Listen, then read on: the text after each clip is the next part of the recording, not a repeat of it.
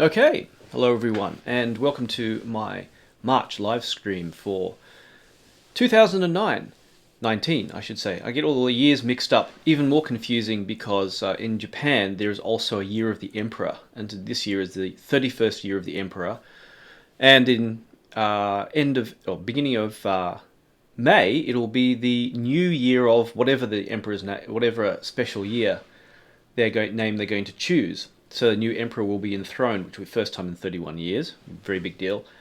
And so, might get confused which year it is. Well, it's just like get confused which day of the week it is. Anyway, today I've got a number of questions from patrons and probably some general discussion depending on what people want to chat about.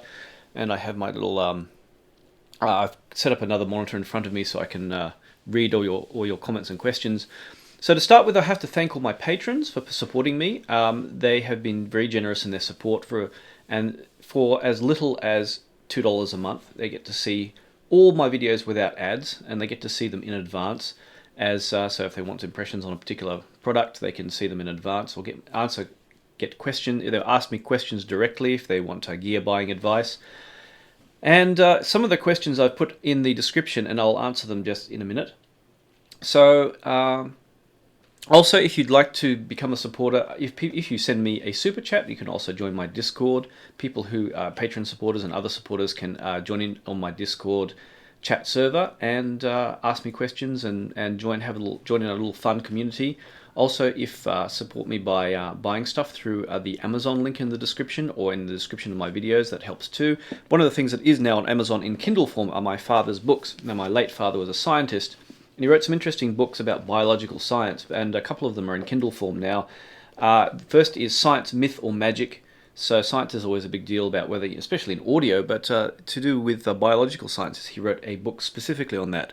It's kind of getting on, it was a response to bad reporting on science by news reporters, although it's got a lot better. It was a big problem in the past, and so he wrote a book about it. And he was very against superstition, and so this is kind of an interesting read. I don't agree with everything he says, but still, if you want to understand what science is in terms of biological sciences, this is a good read. Another interesting one is called The Story of Rats, and he said, why would you want to read a book on rats? Well, he did a lot of research on animal behavior. You know, he designed these kind of mazes or places where the rats would live, and he'd monitor, how often they ate and did different things, and how they behaved. And they're actually really fascinating because they're very intelligent animals. So you wouldn't necessarily think it, but when dealing with rats in foreign countries, say when they were eating in grain stores or causing other kinds of trouble, he actually found that the efforts to stop them, actually they would counter those efforts. They're quite intelligent animals. So if you want an interesting and unexpected read, there's that too. So they're available on Amazon or available in book form. This is the book form, of course. And also, if you'd like to help me out, please do consider it. It does make it possible for me to make these videos. So first, I'm going to answer some questions from my patrons. My patrons, the questions they wrote, first starting with William NG. I don't want to try and pronounce that name. Sorry. He says, "Hi Amos, for your own money on a DAC, would you spend on the Audio GD R7, R8, iFi Pro iDSD, Schiit Yggy, Chord Hugo 2, Qutest?" So that's kind of a tricky question. A lot of people think, which sounds the best kind of thing. But it really depends. The differences in sound are kind of minor. A lot of it depends on what you want to do. So, for example, if I could get rid of everything here, if I wasn't a reviewer, I would get rid of everything and just listen with the Hugo 2. And the reason is because it's portable. I choose a pair of headphones which drive easily, actually like the Empyreans, which are sitting here. I'll talk about later. And I'd just be happy with that. The downside to it is it works best with high quality, say USB input. Because being portable, it couldn't use isolated input like a lot of desktop DACs can do nowadays. So that's that kind of little compromise. And on the other hand, if I just had the Studio 6 and listening at home, if I didn't already have these DACs here like the Yggdrasil, I'd probably buy a Qutest. And the Qutest is only a single-ended DAC, and it doesn't have any volume controls or anything like that. So because it would be an ideal match for this, which is single-ended, or an ideal match for a tube amp of some kind, because the tubes have a slightly euphoric sound. The Chord stuff has a kind of very clear and clean sound, and that matches up really, really nicely. On the other hand, the Schiit Audio Yggdrasil, if you just don't care about DSD, or you don't care about MQA or that kind of thing, actually using Rune to convert DSD on the fly to PCM for the Yggdrasil worked out really, really well for me. It's very slightly dry sounding in comparison to other DACs, so it works well, of course, again, like I said, with tube amps or other things. If you get a really good system synergy going, it's really fantastic. The Pro iDSD has been really good too, because it has a really good amp built in. It has a bit of tunability through the digital filters or through the tube modes. There's a lot that it can do, and it can act as a preamp. So I've using it as a preamp to an Audio GD Master 10 speaker amp and the speakers I bought recently, and that's got a lot of flexibility, and it's can sound really great too. So it's probably one of my high on my list of good DACs to choose. The Audio GD ladder DACs sound slightly euphoric, and they can make you really want to listen to music, and which is one of the real characteristics I really like about ladder DACs. You just really want to listen, and but the thing is they're big. They really need a few hours of warm-up time, and if you have a system you're going to leave on all day and then just sit down and listen, then they're absolutely fantastic in that regard. Like if you already have a big amp, or you have a big already something like the Master 10, which I have, that can really be fantastic in that way. So it depends on your user case scenario. For example, if I was going to be traveling around a lot, buying an Audio GD would not be the best choice. But if I had sitting here all day listening, something like the Audio GD would be or the Yggdrasil is an excellent choice. So it's kind of depends on. I think user case scenario is very big on choosing a DAC of that kind of at that kind of level. And there's also other DACs I haven't tried, the Kitsune DACs. The what else is that's coming out? There's that 11 Audio Sagra DAC too, which is a ladder DAC. I've got to try that out. That'll be really cool. So it's very much user case scenario. Also, some people have preference about who they buy from too. Like a lot of people are very big on buying Schiit audio gear, so they should buy if you're a particular fan of a particular company, then you should stick with that company. Is good too. Yethal asks that a friend of mine once owned a DAP that sounded really wonderful. It used a multibit ladder DAC, but the USB drivers worked only on Windows XP, so he had to keep a spare machine to be able to upload music to it. What is the quirkiest, most troublesome to use, or weirdest gear you've ever used or owned? Actually, to answer that, it goes way back to when I was a child. My father owned Sonab speakers. What are Sonab speakers? Well, if I click a couple of things here, and it always jumps to the wrong photo. These are Sonab speakers. Now, Sonab speakers are, weird, or were weird. They're not available anymore. As you can see, where are the speakers? Well, you see that grill on top? Under that grill, there is a driver array. And so that driver array sends the sound out in multiple different directions. As you can see, it's kind of, probably reminds you, this is predating Bose, so you give you an idea of how far back this goes. It was a really weird design that produced a really diffuse sound. Now, I have no memory of how these things sounded because I was too young. Before I was a teenager, I think my father traded them in for a pair of Magnats, which were fairly conventional speakers. If you remember Magnat, the brand, I think they've been bought out. They were bought out by I don't know who. They made some really interesting stuff. The Magnat were another whole other story. But this array, they had a left and a right speaker, and it kind of made a diffuse sound field. I'm not sure why my father traded them in. Maybe there was some issue with the drivers or something. I just don't remember exactly. But very interesting design all the same. I don't know if it predates B&O as well. I mean, we're kind of back into that.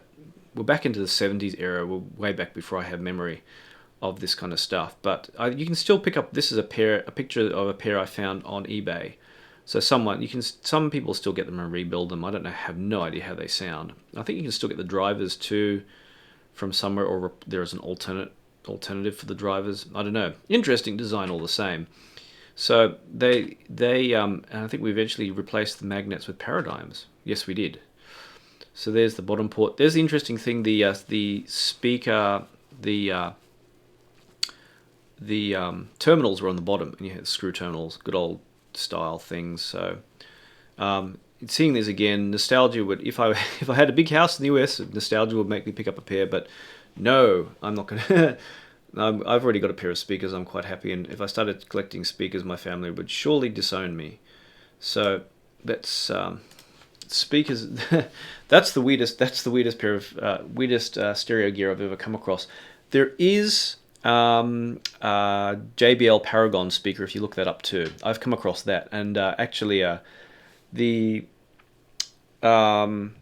the guy who owns Fitia just picked up a JBL Paragon speaker. It's actually one big speaker with two parts. Look it up. It's really fascinating. He actually picked one up, and I saw one in the website of a local store, and I went in to check it out, and it had already been sold. I'm like, no, but they're like cost $14,000 now, and there's this huge kind of horn-loaded speaker thing that looks like a piece of furniture. Looks like a very, very big coffee table with horn-loaded speaker built in. It's really weird, and I really want to listen to what it sounds like. So I'm gonna have to go and visit Fitia and find out now. But that's the quirkiest stuff I've ever come across. In terms of the next question is Alok, and I hope I pronounced that correctly as well. I'm not so great with foreign names. While I listen to most music streaming off Tidal, Hi-Fi, and Spotify Premium, I do have an online library with DSD, FLAC, etc. for some of my older stuff. Plus looking for better recordings of my favourite music. It's hard to keep this offline library up to date and to make sure the Synology NAS runs smoothly. Your thoughts on a good way to find better recordings of playlists I have curated on Tidal, Spotify, how to keep such libraries alive and updated. I use Rune. If you have multiple recordings, it indicates that. So if I have, it shows all the different versions. So you'll click an album and it will show different versions. And sometimes I have, confusingly, before I had Rune, I had a drive just chock full of music. And then some of that stuff went, because iTunes only really, because of the iTunes sync and all that, it only really supported non-high-res stuff for a long time. It had high-res stuff was separate on the drive, and then I had iTunes. And not everything was in iTunes because my entire iTunes library was synchronized with whatever phone I had, and I couldn't store a whole bunch of high-res. I was kind of messed up anyway. I've ended up with this messed up system where I have stuff that's duplicated in the hard drive that's also in the iTunes library, and I'm slowly sorting it out because I've stopped using iTunes. So occasionally I go through and delete stuff. Or the idea was to dump everything that's not DSD, for example, onto iTunes and have it, just keep it where it is. So that was one idea I had, and then everything would be organized. But it means I have two sets of a lot of stuff, which is one on the hard drive and one in the iTunes library, and it will show the different versions. So it will show also the Tidal version, and now you have Cobars as well. So you can see all the different versions. So you can go, oh, I've got two library versions, whoops, or whatever, and then I've got a high-res version or a normal res version and the Tidal version, and for people who now care about that stuff, the MQA version. So you can. That's a very good way of keeping it all in track, and then I can select which ones I want to see and kind of hide the ones I don't want to see. So basically, Rune. There is actually one of the things I will do today is someone has given me a code for 3 months free of Rune. So I think we can give that away today. So thank you to Alok for asking that question. Now, Sherry asked, have you considered adding a measurement ruler when you take pictures? Yes, good idea. One thing that came up was, and I need an example, was in-ear monitors. And we're discussing tip size, and some of the nozzles and some of the tips are wider or narrower. So this is a pair of Shozy IEMs in for review. And so what I've started doing is getting out the good old ruler in IEM measurements and talking about how many millimeters thick the tip is, or wide I should say. So it turned out that which IEMs was it? The Solaris versus, which were the IEMs? Yes, it was the Theo FH5 had the widest. I think it was 6 millimeters or something like that, or 5 millimeters. Anyway, they had the most troublesome nozzles to put tips on. So I started measuring length and width and depth, I should say. So I'm going to start doing that. So thanks for that suggestion. Indeed, that shall be happening. And I tried to get more into that kind of detail with, especially also earphone, especially earpads. We're going to be talking about the Empyrean I'm going to be reviewing this soon, and they have gigantic cups, so I'll be measuring those too, like really, really super deep.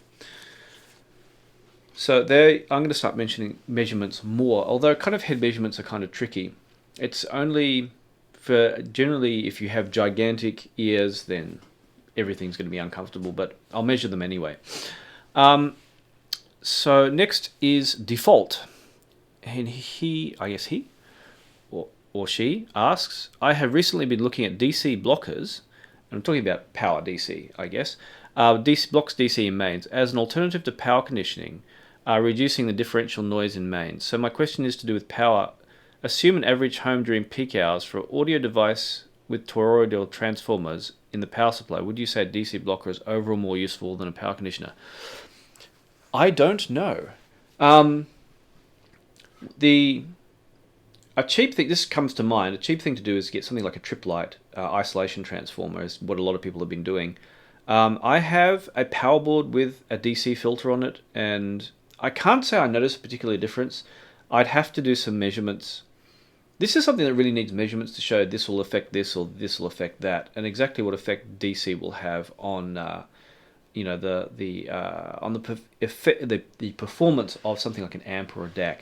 And there's just too much stuff I don't know and stuff I haven't experimented with. I was lucky in that I picked up an old PS Audio Power Plant Premiere for a reasonable price, and it ended up costing a bit more because I had to have it rebuilt with there was some faulty power parts in it, but that worked out really well because I noticed a bit of an improvement with a lot of my gear, and obviously, especially like when I review the small gear, I will not plug it into I'll plug it into a different power board with no isolation whatsoever. Actually, a power board with a 100 to 110 converting transformer, because I'm in Japan and some of the tube amps will not like 100 volts. So specifically because I know there is a noticeable improvement with power conditioning, because the difference between a lot of the small stuff and the big stuff. I mean, if you look at the R2 R11, it uses the same DAC modules as the R28, but the R28 has a lot more power filtering on it. So those things make a difference. I just don't have a clear answer because I haven't played with enough power stuff. I mean, power stuff is big and heavy, and I just didn't have the space to start pulling in various transformers and other things. And here, getting rid of stuff that's it's very hard to get rid of electronics here without you pay money to throw out a TV, for example. So when you buy anything, you have to consider, how am I going to get rid of this or sell it? And if it's something I buy from overseas, I had some gear I bought from overseas, and nobody would touch it in Japan. No stores, no secondhand, nobody would touch it because this is not the Japanese version. No, I'm not going there. So, I mean, you could put it on Yahoo Auction, which is another thing. Yahoo Auctions here is not quite like eBay. So I haven't got a lot into power stuff. So sorry I don't know much about that. But it's something that can, if you can afford to play around with. Novice Nick, I almost mispronounced that. How about an investigation into Ethernet, routers, modems, switches, and cabling? There are some new and improved pieces of gear coming on the market, some at 8 to 10 times their current prices.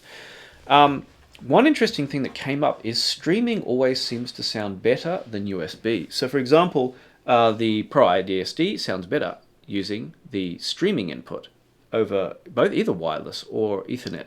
And there was a very crazy, obsessed guy who did a big review of all the 6922 tubes he could find and investigated getting the best digital transmission he could. And he ended up with some insane daisy chain of parts. I've forgotten his name. He was on Headphone and he got so angry he got pissed off with everyone and left. But and I think he did post a bit on Computer Audiophile, which is now, what is it, Audiophile Style. And he had this huge chain. In the middle, he found this particular USB to Ethernet hub, and he said only this particular model sounds good, and it would send USB over Ethernet. And for some reason, Schiit Audio figured it out. It was isolation transformers in the Ethernet. It sounded better. So I think the other thing was some people were buying the RedNet. This is Pro Audio gear. It's a way of network transmission of audio, or I guess low latency, considering that it has to be for pro audio. And they're saying, oh, this RedNet gear sounds so good. Until someone observed that it doesn't matter what input you use on the RedNet gear, it still acts as a really good sounding transport for a DAC. And the obvious answer to that was that this RedNet gear, being over $1,000 a piece, had very high quality AES digital output. And it was nothing to do with it being networked. It was to do with it just being built really, really well. But Schiit Audio figured this out. They just started using Ethernet isolation transformers on their USB Generation 5, and now suddenly USB sounds as good as everything else.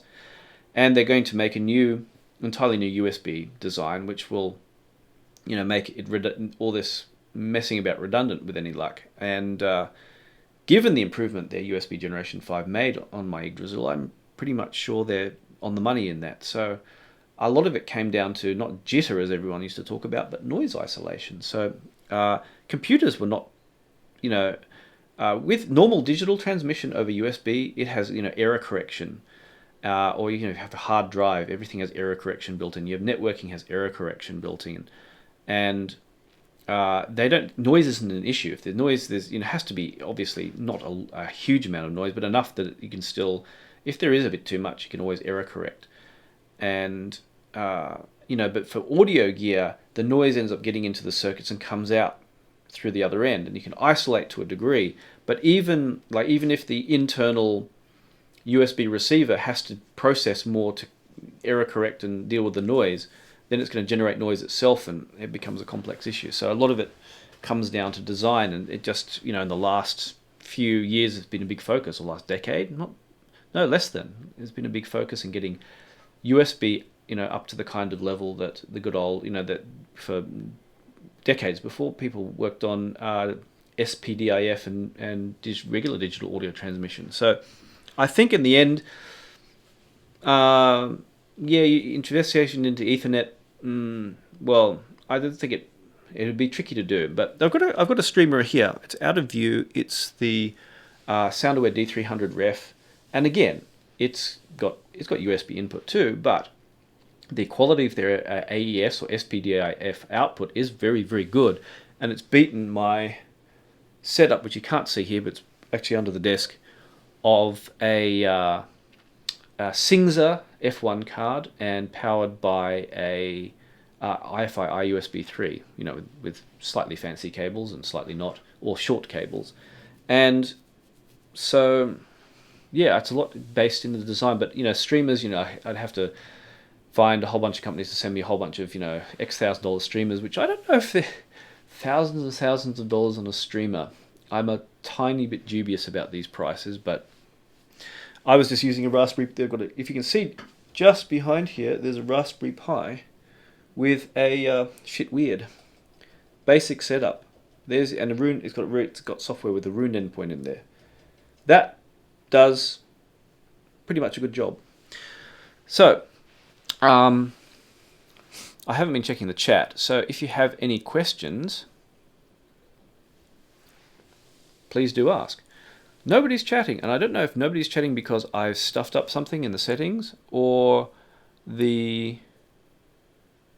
should have be able to chat. I didn't switch anything off, so just haven't noticed anything chat here, or else one of these things. Oh, the chat's showing up here, and the chat's not showing up on this other one. That's why. I don't know why this computer is not showing up the chat, and I'm wondering why is nobody chatting? Now I've got it now. Okay. So, will I be reviewing the Hugo TT2? I hope so. I've got to talk to Chord.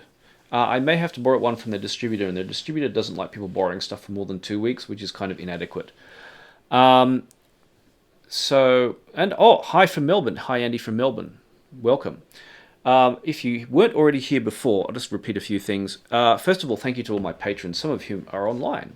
And again, so these videos are made as a result of their support, which is equivalent of, like, as I've already said, buying me a coffee once in a while. It's $2 a month, and you get to see the videos without ads. You get to see them in advance, ask me questions, be involved, join in on the chat. Also, if you don't want to go through Patreon, some people don't want to, you can also send me a super chat, and I can send you a link to the Patreon, and you can see all the my impressions and stuff as I get things in. I've just posted a whole lot of impressions of the Empyrean. And other things you can do is support buy stuff through Amazon, through the links in the description, or links in the description of my videos. Some things I just want to mention again. My father was a scientist. He actually wrote some books which are now available on Amazon and Kindle. One which is, this is not about audio, it's actually about biological science, science, myth, or magic. You can find that on Amazon if you're interested in the biological science issues of what science is actually about. And he was very anti-superstition. So I don't entirely agree with everything he wrote, but I still, he spent many years as a research scientist and a professor at Australian National University in the end, and wrote a number of books, and that's one of them. And this one was for ordinary people rather than the more... he wrote books on evolution, so that was a kind of his background. An interesting one he wrote as suggestion, he did a lot of research with rats, so behavioral research, and so he wrote the story of rats, which was a kind of interesting book, and he actually he talked about rat societies. So rats just aren't stupid animals; they're actually very clever animals, and they have their own little societies with with kind of leaders and the hierarchy and that kind of thing. And they're actually very intelligent animals. And when he had to deal with, he went to India and dealt with issues such as grain stores and rat plagues and that kind of thing. He found them actually very clever animals. And even when he tried to deal with the rats in various ways, they would counter his actions, and they're very intelligent. So it's amazing the kind of intelligence that that they have. So his interest in rats came from when he lived in London and has been bombed in World War II, and so there was issues with food stores and other things like that, and the effect on animals and that kind of thing. He got a very great interest in their behaviour. So he had an academic career in Scotland, India, Australia, and North America, and that's an interesting book. So that's on Amazon in Kindle as well. So one more thing I've got to do is patrons. I've put everyone who's a $2 or above patron is in here.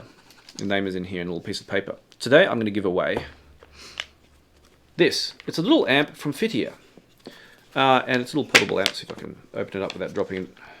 It is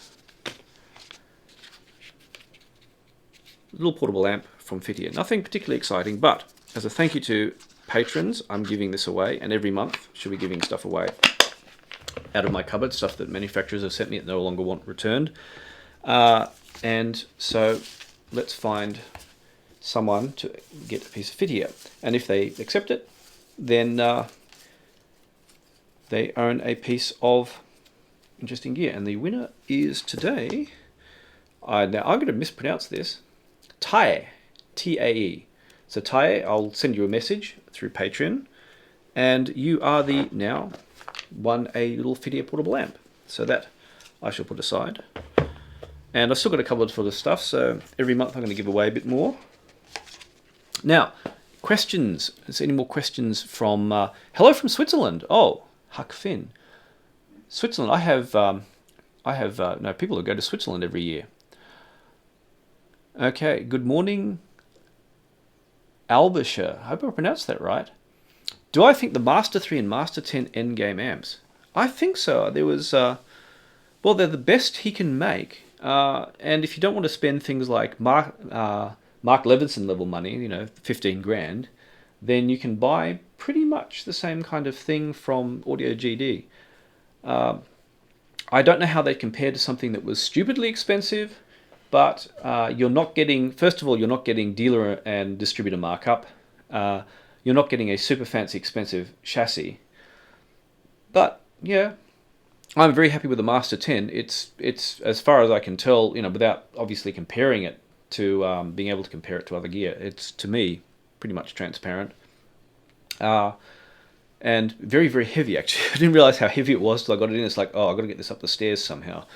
So that was very entertaining. But for value-wise, I think manufacturers that sell direct, and there are some that make speakers and sell direct as well. That is where you get your value from. And but yeah, sufficient for me. Next question on the list is okay. Yes, it's yeah. Sorry about the live chat, top chat thing. For some reason, everything worked on here, and then everything didn't show up on here. Like nothing showed up. I don't know why. It's just some weirdness to do with YouTube. Everything started went screwy with YouTube this morning. Do you recommend any dApps under $300 or sanmayen is in Japanese with a low background noise level? So that's a tricky one. I think I'm going to have to go through a few dApps and have a re-listen to see what has a low noise level. The problem that's come up was, you remember the Hybie R6? They just came up with the Hybie R6 Pro with a much lower output impedance. The problem with manufacturers have, if you have close to zero, it becomes harder to knock down the noise level very, very low. If you have something like 10 ohms output impedance, then you can knock down the noise level very, very quickly because it just cuts it out. But then if you have something like Andromedas, then it interacts in a funny way with their non-flat impedance. Especially if you have the impedance that drops down very low in the bass. Some bass drivers, I think, had very low impedance, so they didn't interact so well with the higher output impedance, and then you lost bass, which tended to be what I remember happened with the Andromedas when I plugged them into my iPhone 6. So with low hiss, it's what IMs do you have? So if you have Andromedas, they can be a little bit tricky, but my thought at the moment is I'm going to try some Astel and Kern. I don't know if they have a DAP that was very, very low, which had a very, very low hiss. I'd have to check again. So I don't have a recommendation at the moment because I haven't, other than the Fios M9, I haven't got down that low in DAPs recently. Thank you, Double Six, for the compliment. What do you think of the LCD 4Z? I haven't tried them yet. I've got to go through the Odyssey stuff again. It's been a while. So, going to get the Master... going to get the Master 3 and Master 1 for my Apogee Duettas. Oh, no, that'll be interesting, actually. There was a pair of, in one of the second-hand stores, for over a year or two, there was a pair of Apogee ribbons. And I so wanted to get them, and I was like, my wife will kill me. And I really regret they disappeared. I really regret not getting them now. Now I have space, but I have LX, so I should be happy. It probably would be more hassle than good, because there was something like 2 or 3 ohms. They were horrifically, they would have been horrible to drive. I would have had to be like, no, I'm not going to buy an amp. I'm going to contact the manufacturer and say, well, if I buy this amp to use with these speakers, will the amp blow up? Because someone blew up their amp doing something like that, just not setting up with some really, really in Thiels or something like that. I recall a story about that. Oh, good to see someone has the R6 Pro. They actually have an offer now of a big $29 off. But it does seem like a pretty much endgame DAP, I should say. As far as you go with as far as sound quality can go, it should be good enough for most people. A pair of Comets. They were a single driver. It'd be interesting to try the Comets with various DAPs. I should do more stuff like that. The best headphones for hip hop. I don't listen to hip hop. Maybe, considering the MDR Z1R or LCD XC with the Fireflies, if you like your bass, Empyreans, got $3,000, or a bit less, depending if someone's selling them cheaper. These have thundering bass. When it necessary, they're. If you've heard, okay, I'll give you the cheat impressions. Imagine a highly resolving pair of Meze 99 Classics. That's these. If you've heard the 99 Classics, exactly the same tuning as far as I haven't done a big AB, but basically the same tuning, but much, much, much, much more resolving. And they look awesome, they look like they're $3,000. So Yeah, something that does deep bass, but also the Sonys do. Sony was big on having the deep bass, the low bass rumble.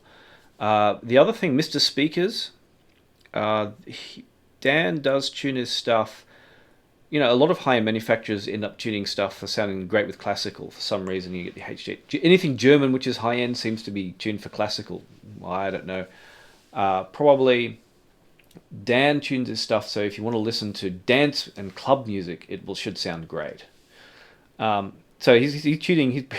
There's some interesting discussion he wanted with when he was talking about the Voces. Was he wanted people to be able to listen to thumping great music with electrostatic speakers, so electrostatic headphones, and so that was quite funny actually. So that he darker tuned electrostats. So I haven't tried them for a while, so I'd have to check Empyrean. It's I don't know if you can see from here. My camera doesn't have autofocus, so it's EMPYREAN. Meze, M-E-Z-E is easy way. Just look for Meze, M-E-Z-E, and I mean you'll know which ones they are. They look like they've got this almost gothic style grill on here. I call it the church window grill because it's got some very funky patterning on it. It's a great planer if you like a darker sound. It's great even with. I was listening to Massive Attack recently. No, actually, that's true. I lie when I say I don't listen to hip hop. If you count Massive Attack as hip hop, then I listen to Massive Attack. So that's a great pair of headphones for those. The Z1R I have mixed feelings on, but I listen to such a wide variety of music. That's why. Meze amps are the best on the market at the moment, hands down. Yeah, a lot of people are feeling that way. I was talking to someone who said that he graduated towards just stopping listening to all his headphones except the Meze. Yeah, I can see that happening. And it's in a way a big redux of the old Sony MDR R10, which were warmer sounding headphones. I don't remember what the bass on those were like. There were slightly different tunings available out there. I think they're a great R10 successor, but that's another story. How much difference is there between the NFB1 amp and the Master 9? That's a that's a tricky one. You can't say how much because how long is a piece of string? The soundstage gets wider on the Master 9. It feels more effortless. That was the main takeaway. They're both very absolutely dead neutral. But you just get more soundstage. I think if you listen to better music, the Master 9 might be better. But if you just listen to a wide variety of stuff, you might not notice so much with a regular NFB1 amp. I think. Without having actually done the comparison for a while, I just remember there being the Master 9 being wider and more effortless. It was just the bigger you just get more.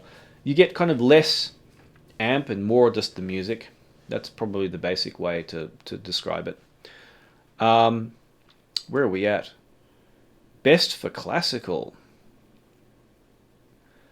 Probably for classical, for orchestras, HD800 were one of the best for me because they were the closest you could pick out individual instruments from very good recordings. Although they're very slightly diffuse sounding for various reasons, and the various damping schemes out there to putting like matte liner in like rug liner in the cups, or the that mod where someone kind of did the HD800S type mod, which I just forgot the name of. That maybe made them a little bit more precise, but yeah, probably if I was going for classical, I'd probably recommend those. What's the most dynamic planer you've listened to? Well, the problem is everything I have. Oh, where are we? Susvaras on a speaker amp.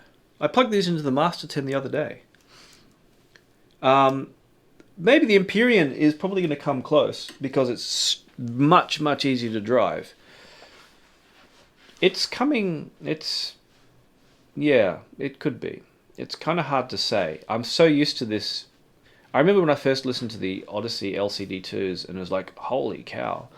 And now it's just become so normal. It's hard to say which is the most dynamic. I've just become used to If I don't hear dynamics, it's just like, what is this? So I think Susvara's on the right amp, on the rig they had in Tokyo with the Hi-Fi Man amp and a Wadia DAC, I think it was. That was just like, wow. So I think it's a system. It's very much a system thing there. I'm going to play with the Empyreans more to get an idea of how. I'm going to do a bit more listening comparison. I've got to buy some banana plugs so I can switch stuff in the Master 10 easily, because these sound much different out of a speaker amp. Forget Master 9, Phonator XE is the one. I've got to try the Phonator. It would be very interesting. I'm not so amazed by I don't think I'd be so amazed by the R10s now. I heard them versus when I had LCD 3s, I liked the LCD 3s better than the R10s. When I tried them, we had a meet at in Tokyo some years back, and I had LCD 3s, and I preferred them over the R10s. So the R10s sound to me like a darker sounding HD800, but the same level of resolution. I don't think they're quite. I'm not quite so amazed by them now. I think a lot of stuff has caught up. I mean, I'd take Empyreans over R10s any day. I just wouldn't go back try and get hold of a pair of headphones that might, the glue from the ear pads will leak onto the drivers and destroy them, and you cannot get replacement drivers anymore. The disappointing thing to me, of course, was that the Z1R didn't really make to me as a good R10 successor. It just didn't quite cut it. What are you listening to most right now? It varies. Some days I just want to listen to Massive Attack, and other days I want to listen to Coltrane, and other days there's some various female vocalists of various kinds I want to listen to. Good question. What's on my Rune playlist? Let's have a look at a Rune playlist if I can find where I've got Rune open. On Rune, I have a playlist. I'm actually going through. What I do is I listen to Radio Paradise, which is online streaming radio, and they stream FLAC now, so you can actually. And they have they're doing multiple playlists, but they have one main playlist, and it goes through a very eclectic mix of music. And so I pick out. We can rate the music from 1 to 10, and the stuff that is rated 8 or 9, because 10 is stuff like it's top best of the best, like Beatles and stuff in my collection. 10, 9, 8. I search for it on Tidal and I create playlists and I listen. I go. Most of the time I'm listening in the car, so I will, I'm pull up the traffic lights. Oh, this song's good. Give it a 7, 8, or 9, or 9 if it's exceptional. And then I'll go back home and I'll search this stuff on Tidal, and it may sound great in the car, but it may sound obviously distorted if it's not such a good recording through headphones. So I'll be like, this I'll just stick within the car, or maybe if I really like it and I want to put it on rotation, then I'll create a new playlist, and I have all these playlists which are like that. And then I'll queue this stuff up and then decide, yep, it goes on the next playlist, or just bypass it and it doesn't. So where I started that off, I'm up to playlist 115 now. Since I came to Japan, I started from number 1 and I've gone up to 115. And I've got Alt J, 3WW on there. I read that song is awesome. I've got, no, I'm going to pronounce this wrong, Young Chen Lamo, Happiness Is. I've got Goti, is it Australian, Gotti, an Australian, it's related to his name. He's an Australian guy, and that he's become really famous the last few years. Some of his stuff I really like. I've got, this is very, very random by you. I've got Roy Hargrove, who I'm sad to say passed away last year. There is a Latin jazz album he did, which is fantastic and great for testing headphones, because it's got some really fast, really high-speed playing on there. It used to, back when you couldn't get good amps for planers, it used to just show that amps were rubbish pretty quickly. Massive Attack, I've been going Paradise Circus through their uh, Hagiolan. Oh, I'm going to pronounce all this wrong. The last one of the last Massive Attack albums. I actually hadn't heard it for some reason. I don't know why. And there's some other stuff in there, but yeah, it's just very, very random. I'm just going through stuff now, trying to work out what I feel like listening to. But Alt J recently, some of their stuff was. If you see Alt J at KEXP, their 2012 live performance is fantastic. They did another one which was not a live performance but a studio performance. That was really good too, where they played 3WW first. So I've actually been listening to a lot of NPR Tiny Desk concerts. I recommend those very strongly. The Tiny Desk concerts have a lot of people you may have heard of, or people you already know, you've heard their music, but actually live, like crammed behind a desk where they have to keep their gear down to a minimum level, you come up with this stuff. Even though you've heard it a million times, when you hear it played like live in that setting, is just totally different. And NPR Tiny Desk concerts, check those out. They're just even people you know, just it's very, very, or even performers you wouldn't normally listen to. There's some stuff there which is just amazing. I listened to Trombone Shorty recently, their Tiny Desk concert. It was from years ago, actually, but that was really fantastic. Basically that. So, I have to just scroll back here and find out what everyone was saying. Do I still own the Focals? Hold on. Yes, I do. The Focal is still here. So they might be replaced by the Imperium. I'm not sure. Maybe. They're probably going to be, actually, because they don't do the thumping bass I want. And now I have speakers with thumping bass. You kind of go, that's not missing. There's a thumping bass isn't there. And you kind of know, yeah. Do I prefer a headphone with a wide soundstage, like the HD800s, or a more narrow soundstage? I don't like a really narrow soundstage, but I don't notice it so much like the Focals. The Focals are interesting, and I'll put this in the review. I put it through the SonarWorks plugin, which they already have the kind of an average of the SonarWorks software has an average of what the Utopia's tuning is, and it can make it effectively neutral. And when you do that, or even with its slight bass and treble boost, you end up with that depth and narrowness completely vanishes. You get a sense of a wider soundstage, but that amazing sense of depth these can do with a high-end DAC, it just disappears. So it's interesting, the tuning of those. Everyone considers them narrow sounding, but you can hear depth, and I think they're fantastic, and I probably will keep them because they give a very clear sense of depth. And that's kind of critical. You notice it between, say, Hugo 2 and Pro iDSD even. The chord gear always has this completely even sense of depth. Very, very even, very, very clear. And other DACs are kind of not so much. They kind of get stronger at one level of depth and then weaker, and it's different. And the Focals emphasize that really well. Of course, my speakers do now, so do I really need a DAC? Do I really need headphones to do that? I'm not sure. Mentioning ZMFs, yeah, I've got to email Zach. Do I upsample your music to feed it to the DAC? Depends on the DAC. The Hugo 2, not necessary. I've experimented with the Pro iDSD. I mean, it has different digital filters as well. I think the ones that do the most, the Audio GD, I think Kingwa's filters aren't as advanced as you can get with, say, using Rune, or especially Aldovana Plus, the isotope upsampler. If a DAC does have 384K or better input, then the upsampling often sounds better.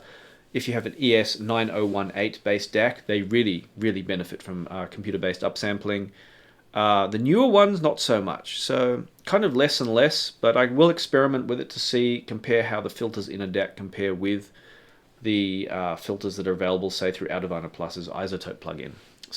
But generally listening, I often don't, unless it's something I think I had when I had the R2R7 here. I generally listened with my choice of filters rather than the built-in ones because it was slightly clearer.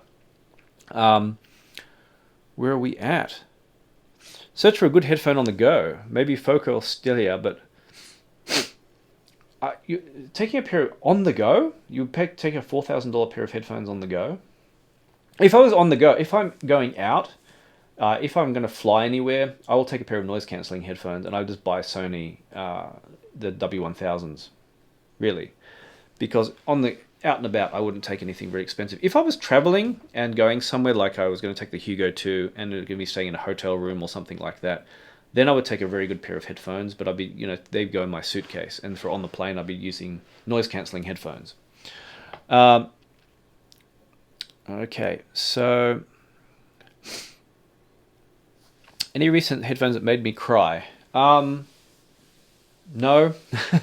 I don't find headphones. Music makes me emotional. Just if I enjoy stuff, like I get really good synergy in a system, which at recent times, yeah, if I get really good synergy in a system, I guess really feel great listening. I live in Japan, yes. Visited any tea houses? Yes, I have, because I live near a nearish a famous temple called Dazaifu Tenmangu, and they have proper tea houses, and I've done the green tea thing. I'm not a big fan of green tea. I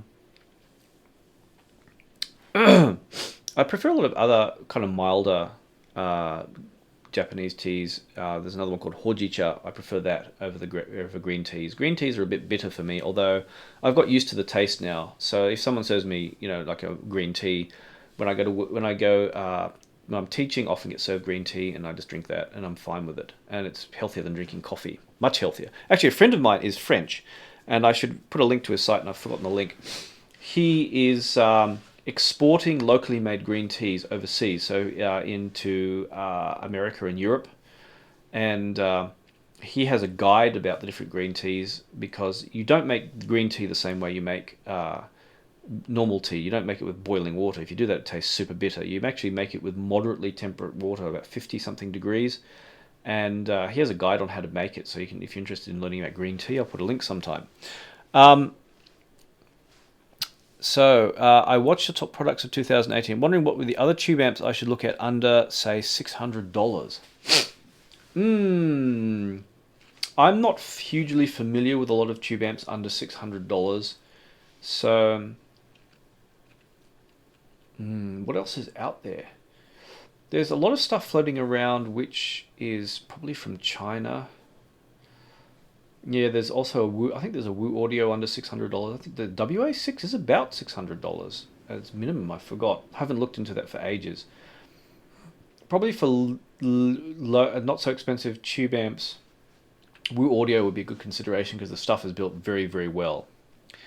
But yeah, lower end tube amps. Just drawn a blank. I can't think of one. If you had to pick one headphones, which one would that be? Right this moment, if I had to choose one pair of headphones, I'd probably keep the Empyreans, because they do the best. They're the best all rounders, and they, as a choice at the moment, I'm thinking about whether the Empyreans are going to be my go-to headphone. And considering they're not mine, that's going to be a problem. What is a great IM under $200 USD? Now that's a question. What music do you listen to?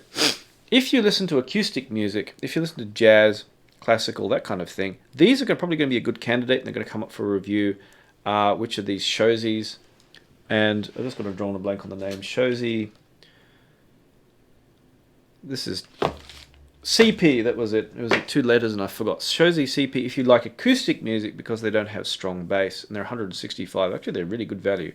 But if you like your bass, well, that's going to be trickier, because these don't have a lot of that. Something with bass, that would be another question. I'd ask someone like Critical.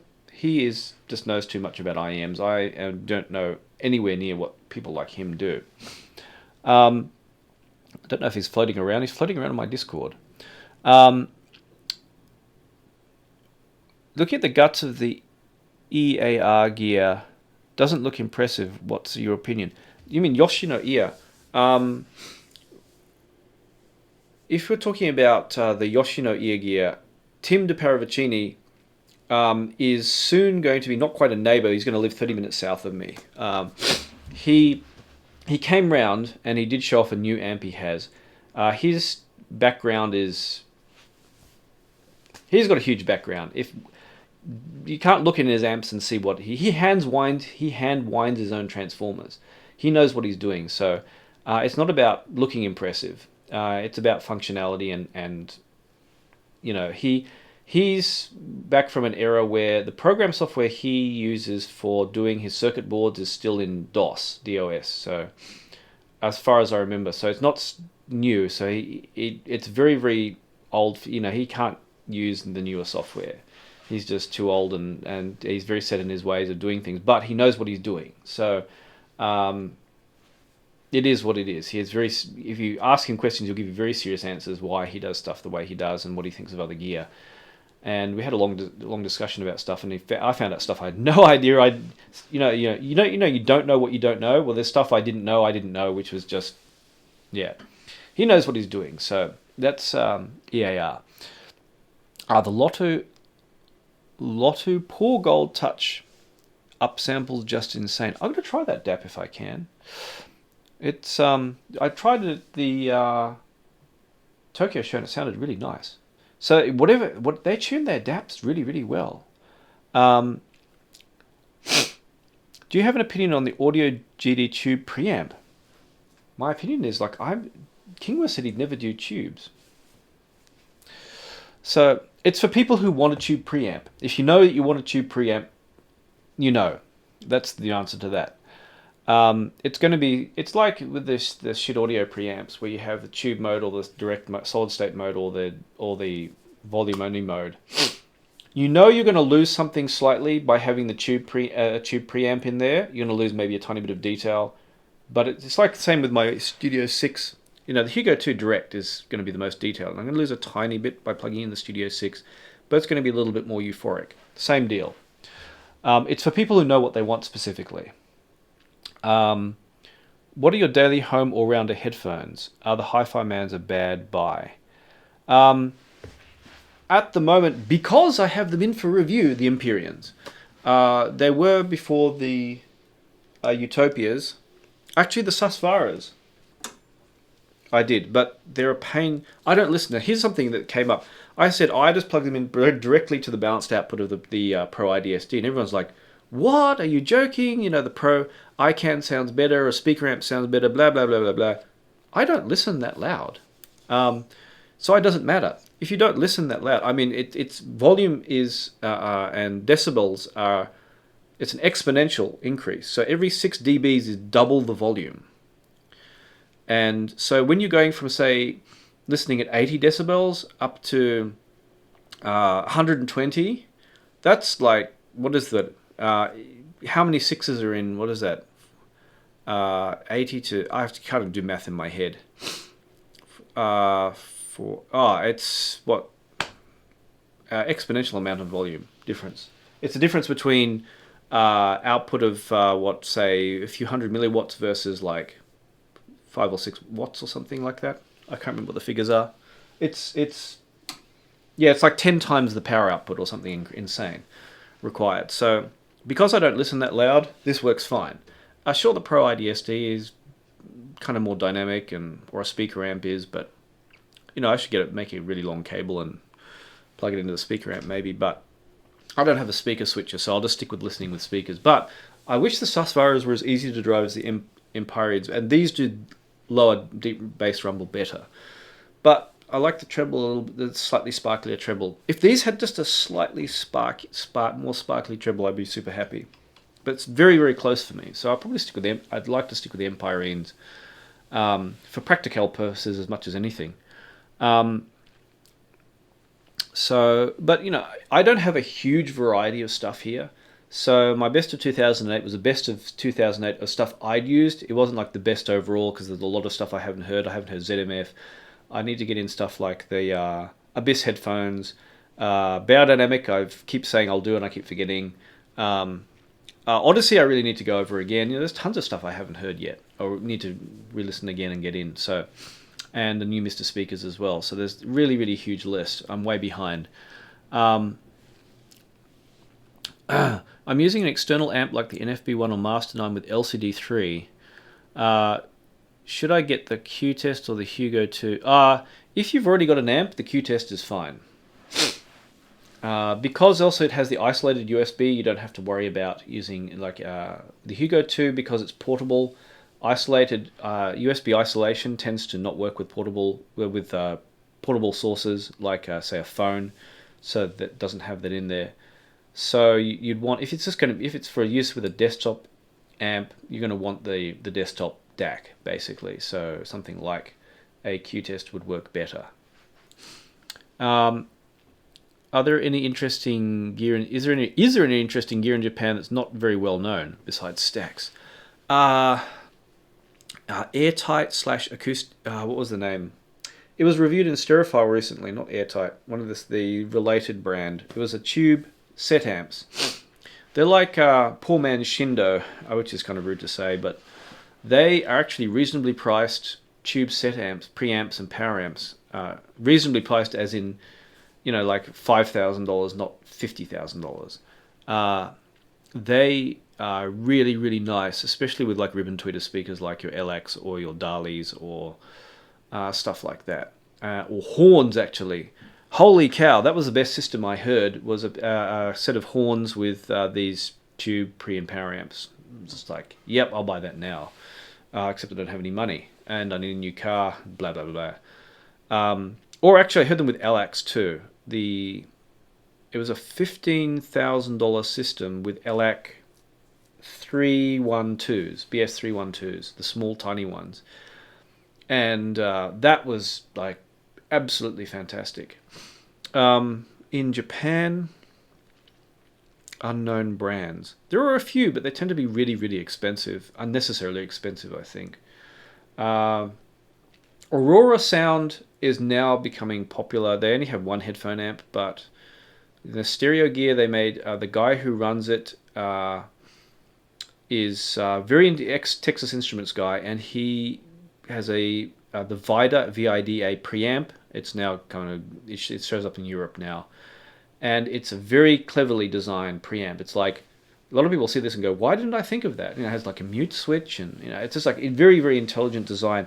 It's very slightly, his gear is very slightly kind of euphoric sounding, deliberately, and he does really, really nice rigs and actually very expensive preamps. I think his preamps are all 10 grand, but he does some really nice stuff.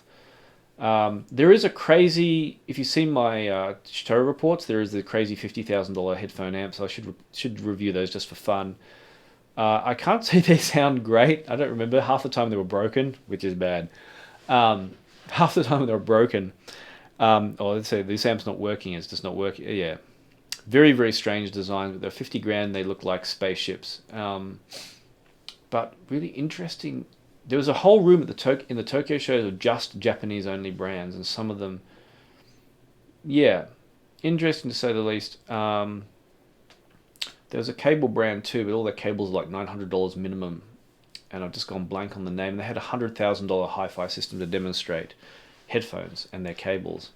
Bryce, BRISE, that was it. I did have the Utopia cable here briefly. It was really, really nice. It was like, this is the best copper cable I've heard. But, I haven't heard all the copper cables out there. So there are some interesting Japanese brands, but because Japan is Japan, they tend to be super, super expensive. Can I review the Luxman P750U? That's a good idea. I should just ask Luxman, I keep forgetting. Do I use EQ? No, because I notice with all these headphones, I notice if there is, because to EQ you have to process edit. You're basically changing the digital signal, and I can hear it very clearly. So, for example, the SonarWorks plugin with the Z7s, when it flattened stuff out, that sounded fine. With the Utopias, I could hear very clearly that the digital filters weren't as good as, it sounded distorted. I could hear it. But you wouldn't notice that on cheaper headphones, on the high-end stuff here, I notice the distraction EQ does very clearly. So that's why I don't EQ. I mean, if they had some super duper EQ and I wanted to, I would. But I think I just like, if there's something, I wish there was 2 dB down at 150 kilohertz, 150 hertz. It's like, well, I'll just live with it and just as it is. It doesn't bother me too much. Is the Master 10 noise floor low enough to use as a headphone amp? I used it with a Hi-Fi Man adapter, and of course with I'm using speaker. No, you don't use a Master 10 as a headphone amp. That just doesn't work. I use a Master 9. The only headphones I use it with were the Susvaras, and their sensitivity is the same as a pair of speakers, so that worked. But they have Hi-Fi Man has an adapter which you plug in, which has resistors in it, so it doesn't do any harm to the headphone amp. But I probably could plug it in direct, but I need to make an adapter. I need to make a balanced adapter for that.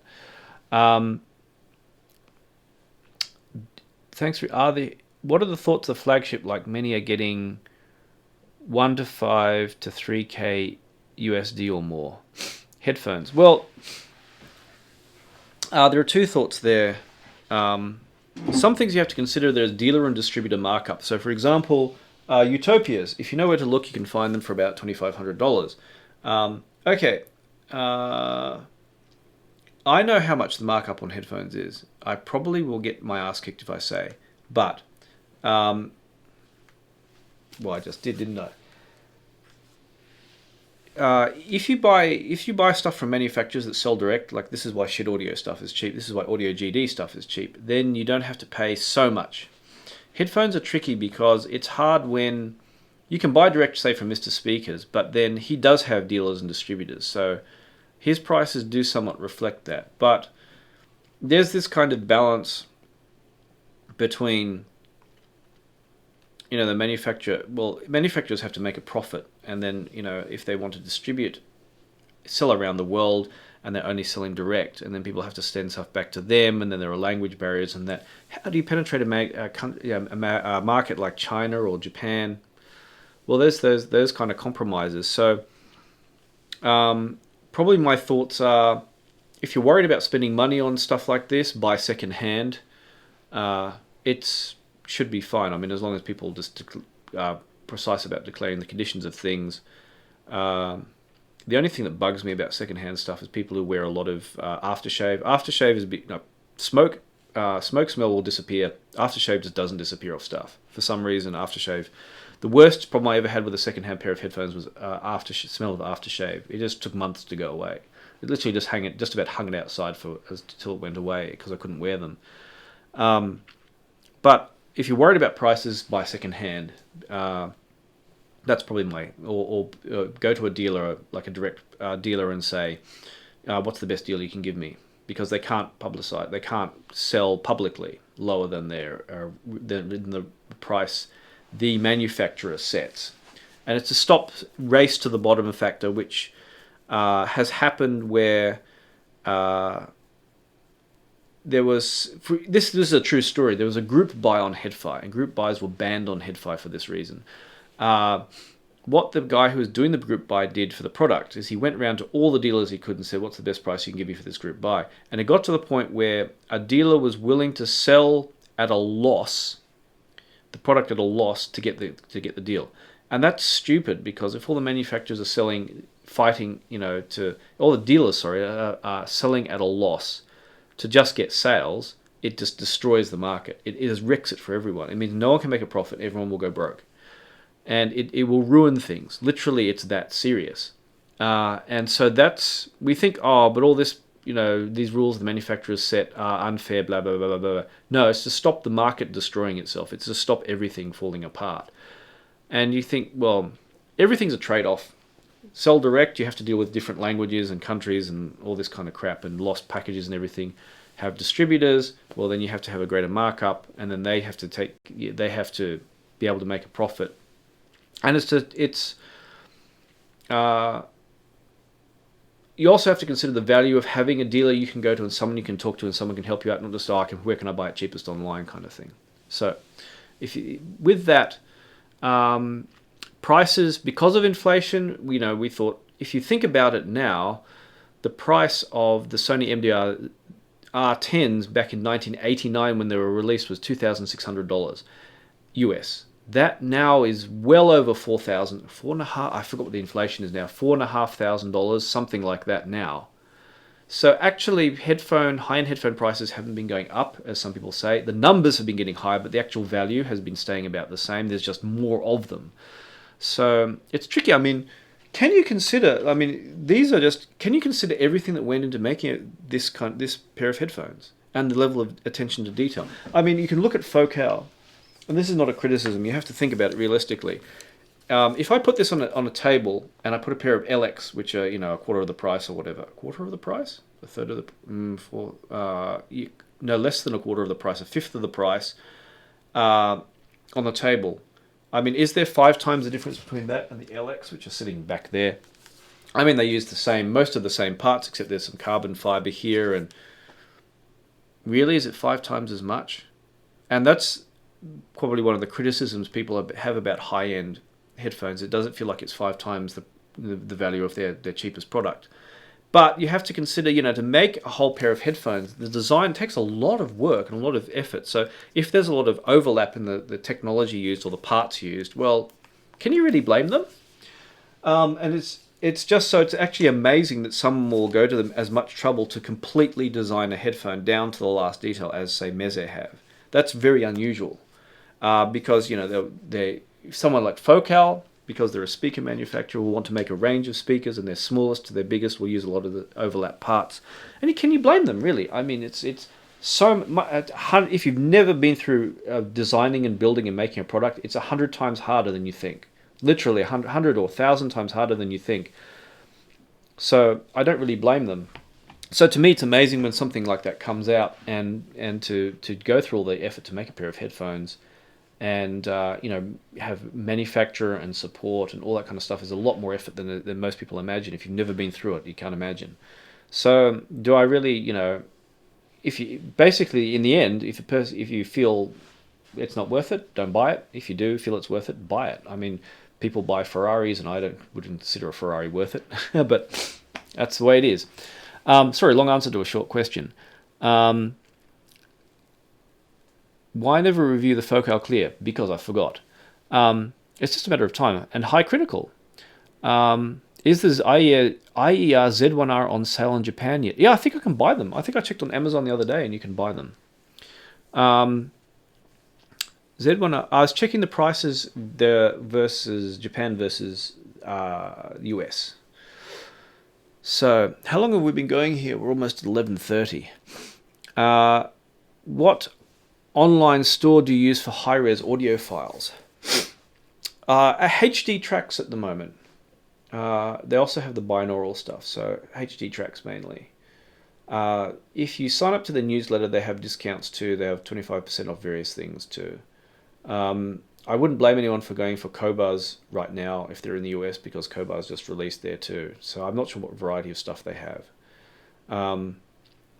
Actually considering, I can't sign up in Japan, so I'm considering kludging and actually taking advantage of a little, some various factors of being able to sign up. But Z1R must, let's see, what else do we have here? Difference between front, back, small, large tubes in the tube amp. Trying to learn about them, it could be much appreciated. Okay.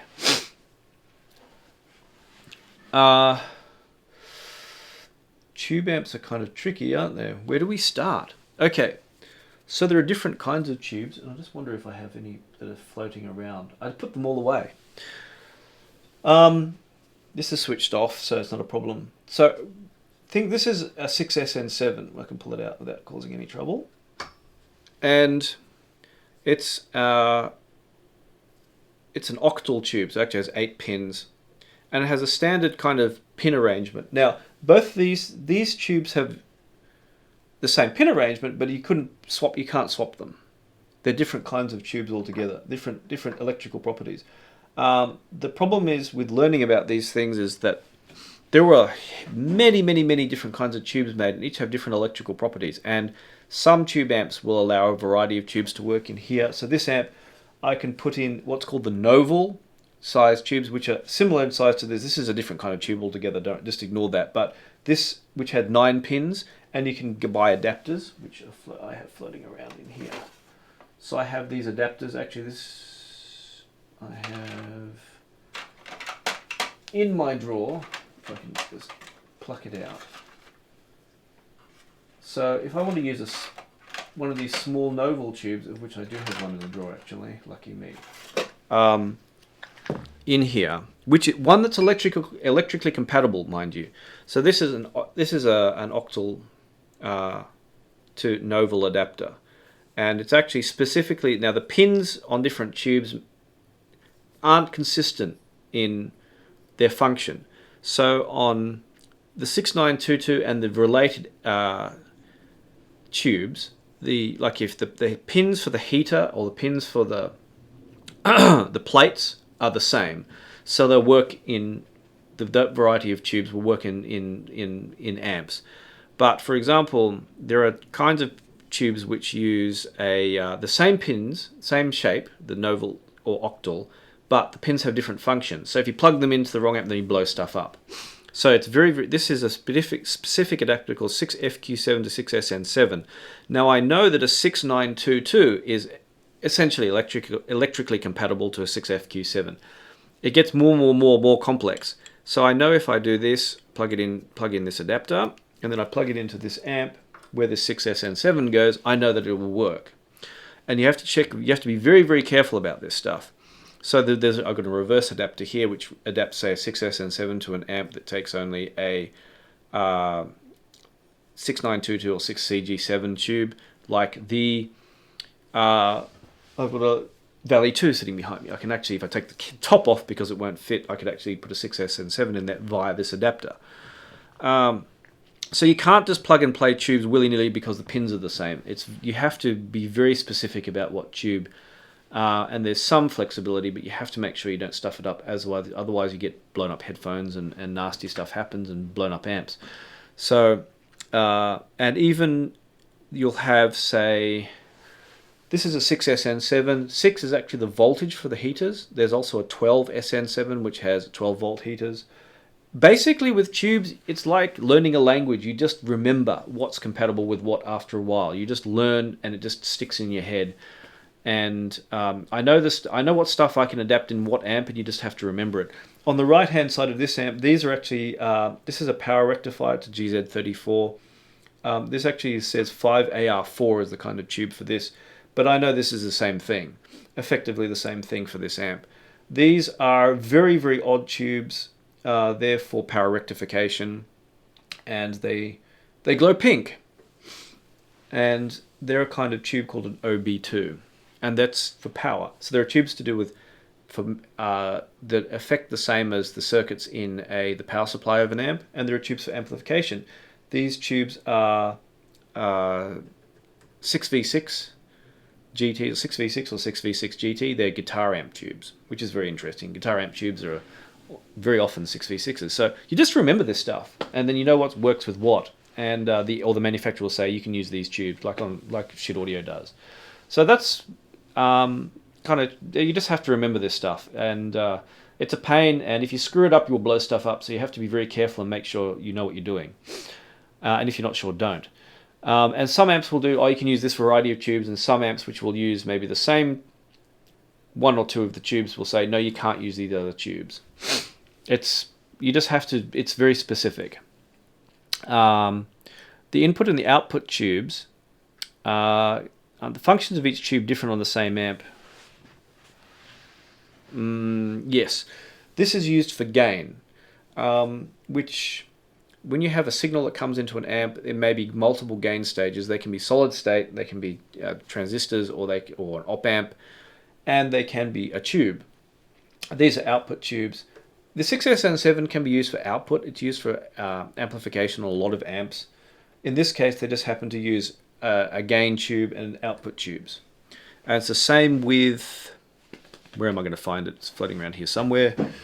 I have portable amps floating around here. It's not sitting on the desk at the moment, which have an op amp for the gain, and then it has a special headphone chip, Texas Instruments very famous headphone chip, for the output, for driving the headphones.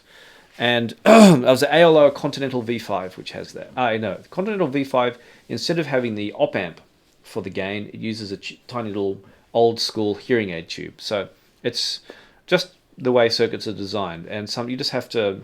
You just pick it up in time. Okay. What else? Who's an interesting comment? Tube rolling is not an art for the faint-of-hearted. It's it's just something you learn over time. Oh, and Albert's here. Good to see you. That's a thing you play around with. It's sort of like uh, I don't know why it comes to mind, like pipe smoking, or any hobby, any mass drop hobby, any hobby on mass drop. People are into watches, people who are into audio gear, people who are into fishing, anything. They all just have their own. You just pick this stuff up. It's just like one of those hobbies. The backyard is very. That's not my back. I wish that was my backyard. No, that's just trees, and not mine at all. That's just I just picked an area right up the edge of town, which is just backed onto nature. So,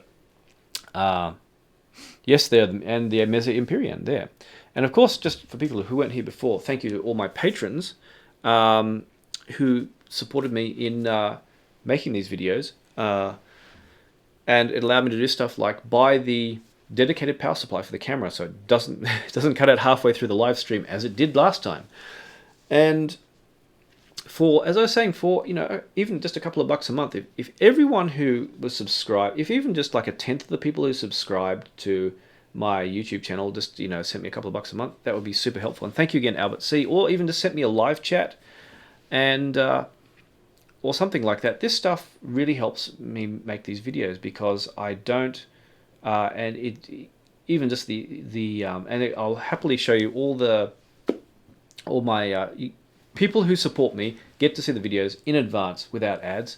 Also get to ask me, like we're doing on live chat now, ask me questions and ask for buying advice or questions in general. Just have a good time and participate in what's going on. And I've got stuff that's sitting in my cupboard which I need to give away. And today, a person named Tai won a little tiny Fittier portable amp. So. It helps me out, helps you out, helps everyone out. So please do consider that. And thank you once again, Albert C. and everyone else who supported me. Now, last questions because my voice is going to die out, and I need a drink. I would say I need a drink. I've got a cup of water here.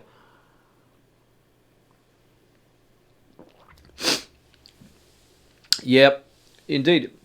Even just 1%. I'm getting close to 10,000.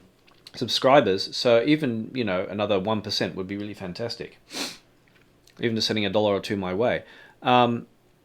Yes, thank you for interesting comment. Someone posted on my one of the reviews is they didn't like my criticism of the Shanling MO. It's only $99. It's like, well, I want people to know what they're getting, so they know if spending that $99 is going to be good, because some people were very frustrated by it, and it can be very hard. It's very funny that people often would criticize very hype sounding reviews. And it's really funny that I get criticism for sounding too negative sometimes. It's like, well, no, you want to know what you're getting. And if I do that clearly, it works out best for everyone. If people want to be as clear as possible about what they're getting and whether some people go like, the short battery life is not a problem. Or other people will go, like, no, that's a showstopper. Or gapless is no gapless, that's a big problem. Gapless, no gapless, I don't care. These things can make a big deal. So. And how something feels to use, what it's like to use, can make a big deal for someone. And are they going to buy better headphones? Is it going to need to upgrade this other thing? That's a kind of tricky thing too. And to get into the reviews about how far, say like IMs, how far in my different levels of gear do they scale up before you start going, well, it's not worth spending more money on say a DAP for a particular pair of IMs. That kind of thing is I've noticed is very important. So as best I can do that. And also, everyone else has supported me in asking good questions and gone like, oh, I never considered that. Like Shelley's question about, why don't you start measuring stuff? So I started measuring the nozzle sizes of various IEMs, the diameter and the length, to get an idea about fit, because fit's been a big issue. My ears are kind of average. Other people have ears, they can't fit stuff. It's, I tried putting IEMs in my wife. She couldn't even get IEMs in her ears. She has such small ear canals. It's like, that's hopeless. So that's always a big deal. Have I ever done any blind tests before? Not like formally. Like I've thought of having someone in my family instructing them how to plug stuff in, and then have two inputs and say, okay, there are two sets of cables, and I teach them about left and right, and say plug one into one and one to the other, but don't tell me which, so that it effectively acts to a complete blind test. But I have very often plugged stuff in that way myself, and then forgotten which input is what. And I thought I was listening to one thing and I was listening to the other thing. Like usually with DACs, I thought I was listening to, say, the Hugo 2 and then the Hugo 2 and another DAC. And I was actually wrong in what I was listening to. And that's been very educational. It's like, oh, no, maybe not. So in a way, I have a kind of, and this came up in discussion on someone who's trolling me on YouTube. I know I have a threshold below which I will say, I felt something was different, but it's kind of reaching that threshold where I'm not sure. So I know I've kind of got an idea from accidentally thinking I was listening from one thing to another, that there's a threshold at which, I don't consider myself reliable. And also I tended to make me say now that, say, I have various DACs here, the Pro iDSD, the Schiit Audio. I actually have a Marantz Project D1, an old vintage DAC here. And the differences are very subtle and minimal, but they can be icing on the cake. Differences like the digital filters in this can be very subtly different. Like the feeling of the certain filters make the feel like the music is more forward. Some make it feel like it's more back. But it's down to a point where I know there's there's a threshold there where it's kind of not so reliable. And if you aren't picky and don't over focus on these things, you can actually just be happy with anything. I can just grab one of these. I can plug the Empyreans here into one of these things, and I'll just be happy listening, and I won't care. And the differences will be fairly minimal. So actually, it's a good thing to think about blind tests, and that's the way I think about blind tests at the moment, and that's the way accidental blind tests have shaped my thinking on listening and the differences between components. So I've got to catch up on chat here.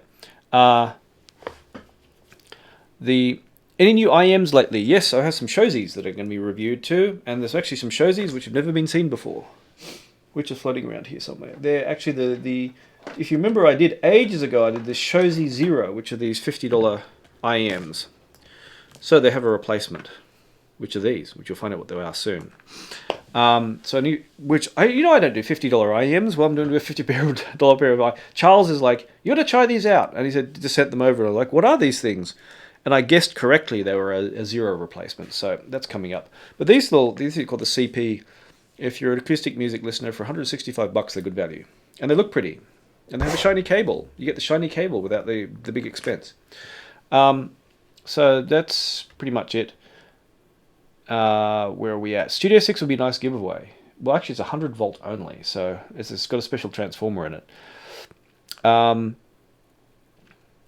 There's something I don't understand. What is phase when something is in phase or out of phase? What happens is, when you get the positive, if you have the positive and negative out on one speaker, you'll notice a drop in bass, for example. So the phase is like, if you have a line and your sine wave, well, it's like the sine up and down is like your speaker cone or headphone diaphragm going in and out. So if you have if you listen to a mono sound, the diaphragms should be doing this together. What happens if they're doing this is they're out of phase, because they should be going in. Assuming that you're listening to exactly the same sound through left and right, you should get exactly the same movement of the diaphragms. If they're out of phase, when this one's going in, this one's going out, which is out of phase. That's your answer. I hope that helps anyway. It's a problem with, you notice it with speakers, people plug in the positive and negative the wrong way, and where's all the bass gone? Because you get cancellation. You can do this if you put two speakers next to each other and wire them out of phase and play a mono sound through them. It will cancel out and the sound will virtually disappear. Well, not quite disappear, but it'll get just about the difference, very slight differences. So you can actually face the speakers next to each other and the sound will literally cancel itself out. I haven't actually tried that, but there were experiments many years ago where people are trying to cancel out the sound of noisy equipment by putting speakers there that recorded the signal. Now, this is how noise-cancelling headphones work this way, more or less. The microphone records the signal in the background, and then it adds an out-of-phase version of that signal to the sound, to the music, so that as you're actually hearing the music plus an out-of-phase version of the background sound. And that's how basically noise-cancelling headphones work. So that's what phase is, basically. I hope that helped anyway. Straight up, no fluff. Very good. Thank you, Double Six, for the compliment. Um, well, I say stuff like I think it. So, okay, where I've lost the chat has gone jumping all over the place. Where are we? How does phase affect soundstage? Oh, I see. Well, phase is kind of a complex issue. It just mucks everything up. Have I listened to THX 789? I want to. I was just thinking of straight up buying one actually because I want a absolutely dead neutral setup for trying. I've got to see about that. I asked Massdrop already, and they didn't have one spare. Empyrean versus Utopia is coming up. Um, I'll tell you. Ask me on the Discord. Uh, oh, thank you, Robert, for the compliment. That's very cool. Um, in terms of okay, phase. Yeah, I'll talk a little bit more. JH Audio kind of posted stuff on this originally, way back before a lot of IEMs and stuff were out of phase, to do with speaker drivers and IEM drivers. Um, you'll see some very high-end speakers. You'll have the tweeter, and then the mid driver will be slightly forward, and the bass driver will be slightly further forward. So if you imagine, it's to do with the time delay of the different drivers, and this was a problem in IEMs too, because IEMs, if you have multiple driver IEMs, they're exactly like a minute version of a speaker. So you'd have, if you imagine the sine waves, you want that music to hit your ear with perfect, exactly the same time, but the speed at which sound travels through the air is different for different frequencies. So what happens is they might start out the same. They might start out the same when they leave the speaker, but by the time they get to you, they're out of phase. So the high frequencies arrive. I'm gonna get this wrong. I'm gonna get it backwards probably. Faster? Yes, it must be faster than the low frequencies. If I muck this up, just shoot me because I'm not an expert on this. So what happens is to account for that, high-end speakers will have, the tweeter and then the mid-range and the woofer slightly misaligned. Not the I have LX here. They have a version. The top end ones have an adjustable tweeter where if you look at LX site, look at their top of the line speakers, and they explain what happens in the room. Like if you're sitting 3 meters away versus 3.5 meters away, you can adjust the tweeter so that when the treble hits you exactly, adjust how much bass you hear. It's kind of very, very kind of funky to explain, but it's basically to do with how sound travels through air, and even so they have little tubes of specific lengths.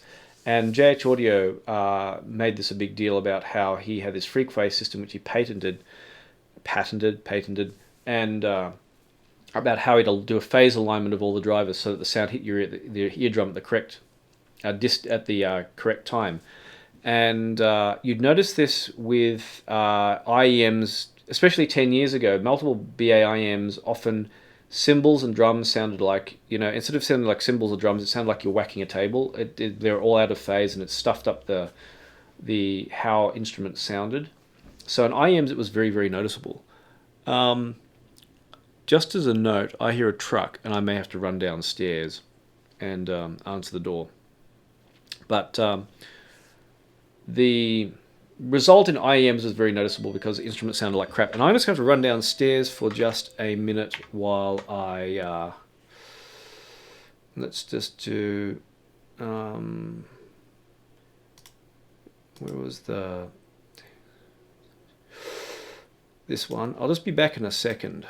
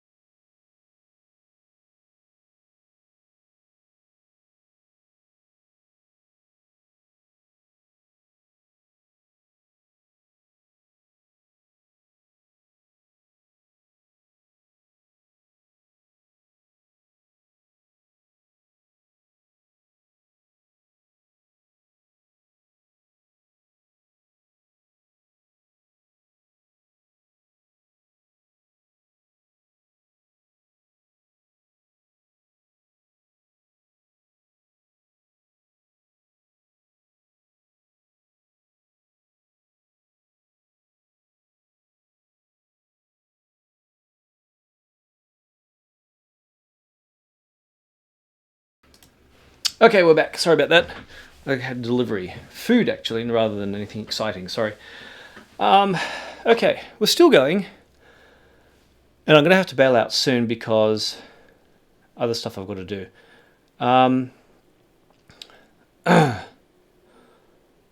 Okay.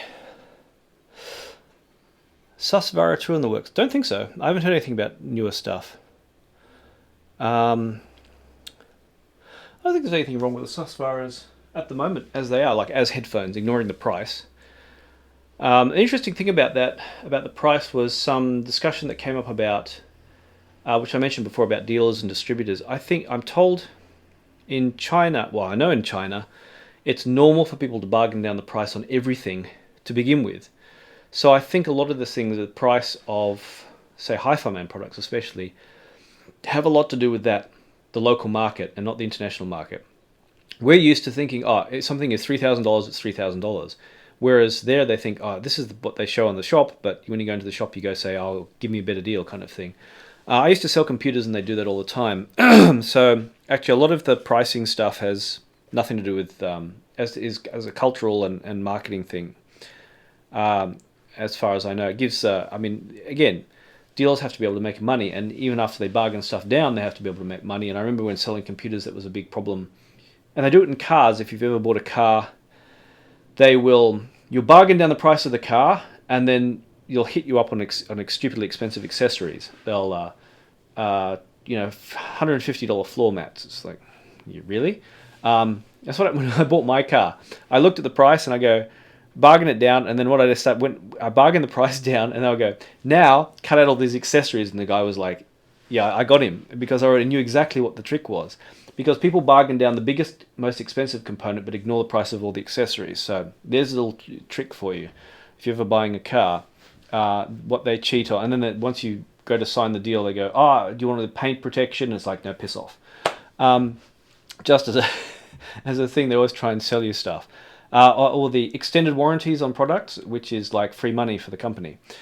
Free money if you go into one of the a big electronics store and they say, do you want extra? They as you go to do the sale, go to buy. They said, do you want an extended warranty? You're almost pulling out your card and they try and hit you with the extended warranty thing. It's free money for the shop. It's just you're buying something for nothing. Although I have had people who've come in with dead products and it's like they've called up the company and go, it's died. It's like, right, we'll give you a new free one. There'd be no hesitation. So they're completely valid warranties, but they're free money for the shop. So there's a little thing about buying and selling for you. What's everyone using for a headphone amp? Some good questions there. What's a good amp between a speaker and Dana cable in Utopia? Good question. There are a lot of amps out there. Big tube amp, I reckon. Some big tube amp. Not because you need power, but because just tube amps. I like Utopias most with tube amps. Anyway, that is going to be the conclusion of, it's almost midday here, and it's time I had lunch. And so that's the conclusion of my live stream. Thanks everyone for coming. Thanks everyone for supporting me. Again, just a reminder for people who were here. My father was a scientist and wrote some really cool books on science, myth or magic. It's biological sciences more than anything. He also did research way back in the 70s and 80s with rats. And actually going way back before that, he had to deal with rats and their effect on society and other things like that. And has a lot of interesting stories about that. And if you thought rats were just boring animals, they're not. They have their own little societies and behavior and other things. And some of it's a lot about science in here. And one of the last books he wrote before he died, an interesting book all the same, available on Amazon on Kindle as well. So if you just look for that, The Story of Rats, you'll find that's S. Anthony Barnett or S.A. Barnett. That shows up, and also Science, Myth or Magic. This is not something that we wrote to do with, help people understand the difference between, ideas and how science actually works. So there's that too. Also, anyone else? Thank you, Albert, for sending me a super chat. That's much appreciated. If anyone else wants to help out, there's also the Patreon, which is linked in the description. Also, patrons, of course, get to see everything in advance. Get the questions answered first. Go into live draws, as I've already said. And as one person just won a little Fit Ear amp. and help me clear up my cupboard. And also can ask me help for and advice about audio gear too. And so really appreciate having people participate, because I've made some good questions that have come up, like especially again thanks to Shelley for the question about measuring stuff, and that's been very helpful in making better reviews. And you know, if the review is helpful for people, it's helpful for me. So a good supportive community of people, you know, helping out and you know, helping people buy the right gear and helping me out at the same time, I think is very constructive. So thank you all for watching, and I'll leave the chat open for a couple more minutes, and otherwise I'll see you all online.